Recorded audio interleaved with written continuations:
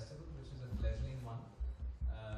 Just before the session began, Mr. Babchi was asking me, he said, what got you into this? And that's a question I ask myself every single day as I toil through the process of putting the festival together.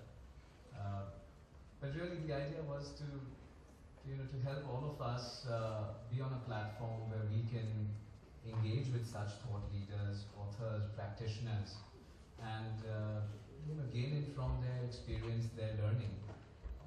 A lot of it is being captured in books, but a lot needs to be eked out. And over to our panelists now.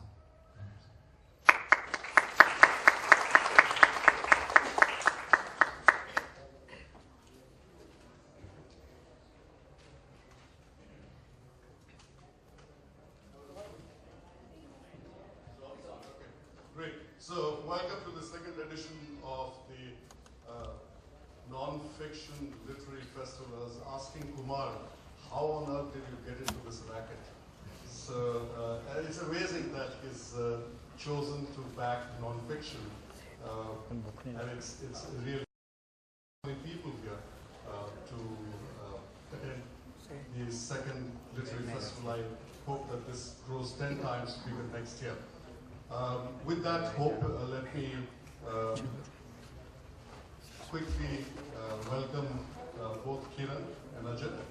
And before we get started, I want to put a trivia. I want you to answer the question. Whoever answers the question gets a special gift from Kumar. Kumar, are you there?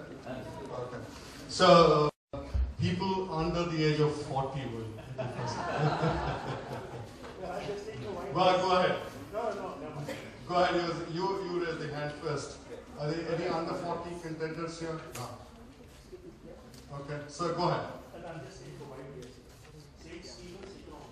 No. Well, St. Stephen's was the big thing those days, but it isn't the case. So. Ajit actually grew up in Kerala, went to the Kerala University and studied physics there, went to IIM Calcutta, and after that, at a time when professional entrepreneurs were very difficult to come by, Ajit co-founded Rediffusion. And that became a path-breaking ad agency at the time. I don't know, Kiran, if you know the famous Jensen-Nicholson ad that they created, which said, when you think of That's right.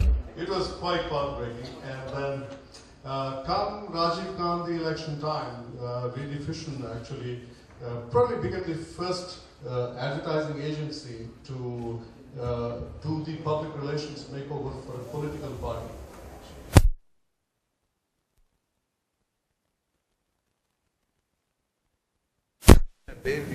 No, yeah, but I remember it. It was the only ad campaign that a political party had ever had. And that's right.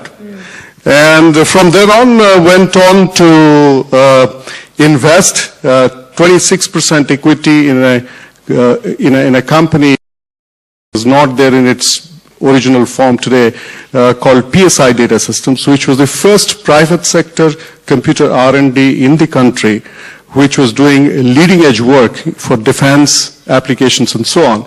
And Ajit and his team practically pulled it from the brink, and at that time I had the pleasure and the privilege of working for somebody who worked for him. So Ajit was my boss's boss, and it's a great feeling to be sitting next to him. I will ask you a trivia about Kiran in a moment, but Ajit, why don't I start off by asking a question? And that question is, what is the most significant memory of growing up in Kerala?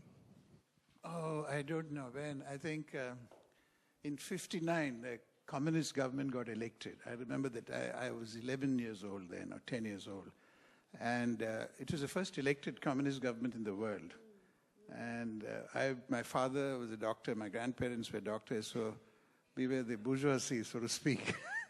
And I remember graphically how things changed. Land reform movement started, and Kerala became what it is today, a very progressive place, etc.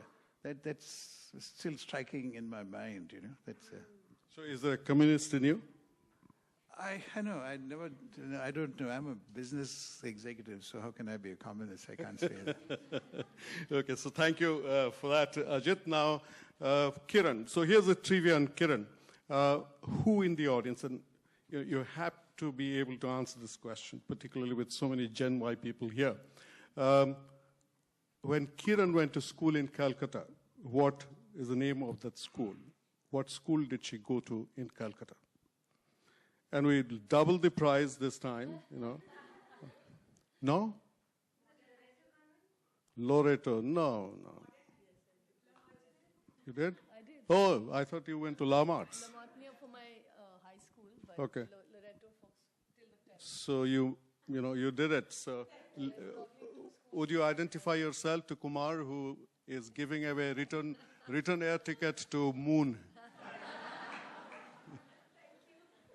So Kumar, you have to give out those 2 prizes. Well, so very fascinating to see, see a thinking filmmaker like her, who has a very interesting footprint in the sense that you're born in Bangalore. No. Yes, born, yes. Oh, Just about, because I came to Cal.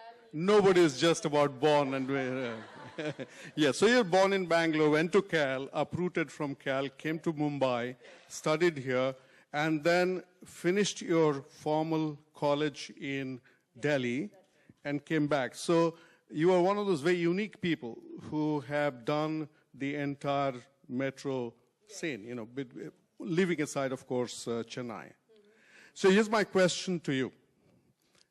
If you were not doing films, making films, what would you be doing? Well, I'd be working in the development sector, I think. It's still something that interests me deeply, and I think I've always, I did economics thinking that I would do developmental economics as my postgrad specialization. But, you know, film and more than film, just the arts were my first love, and I decided to pursue that. But if I had a chance, and then I realized, of course, developmental work or work in the social sector doesn't need a degree and certainly just needs intent. So I said I should do what I love because I can always do that later. So I would, if I didn't do film, I would most definitely be working in the social sector. Fantastic. So over to the theme of the conference. The theme is India, the time is now. Nothing to do with Arnab Goswami. And so on that theme, I want to ask Ajit first and Kiran, and then we can go a little bit of back and forth. Mic that you have for the audience later, maybe you can give it to us now because passing the mic will be a bit of a drag. Okay, that's good. Thank you for doing that. So Ajit, here is the thought. You know, we're talking about India, your time is now. But before we even explore that, it would be nice to know from you, what does the idea of India mean to you? And what does it mean to be an Indian today, here and now, to you?